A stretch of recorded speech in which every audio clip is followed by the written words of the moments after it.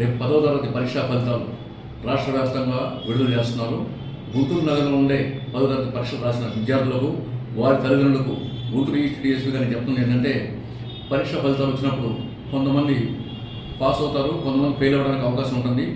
అయితే ఫెయిల్ అయిన విద్యార్థులు కానీ వాళ్ళ తల్లిదండ్రులు కానీ వాళ్ళని ప్రైవేట్ పెట్టడం వల్ల వాళ్ళు సడన్గా ఆత్మహత్య చేసుకోవడం కొన్ని చోట్ల మనం చూస్తూ ఉన్నాం.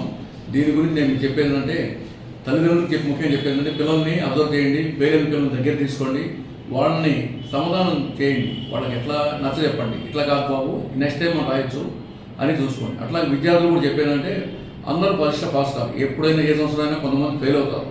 ఇంకొకటి కొంతమంది బాగా రాసి కూడా ఫెయిల్ అయినట్టు చూపిస్తారు. మళ్ళీ పరీక్ష పేపర్ని మనం దిద్దించుకుంటే దాంట్లో కొంతమంది పాస్ అయ్యడానికి అవకాశం ఉంది. కాబట్టి మేము బాగా రాసాము, మీకు ఫెయిల్ అయిన నిరాశ చెంది ఆత్మహత్యలకు లేదా ఇంట్లోకి వెళ్ళిపోవడాలు అట్లా చేయకూడదని చెప్తున్నాము. కాబట్టి మీకు పోలీస్ సహాయం కావాలన్నా కానీ మేము చూస్తాము. మీరు ఆధారపడవద్దు.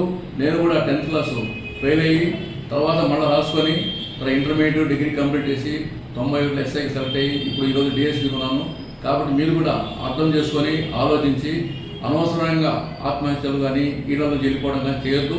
మీ తల్లిదండ్రులు మీకు ఇబ్బంది పెడితే నేను మీకు సపోర్ట్ చేస్తాను. ఎటువంటి తొందరపడి చర్యలు చేసుకోవద్దని నేను తెలియజేసుకున్నాను. నమస్తే.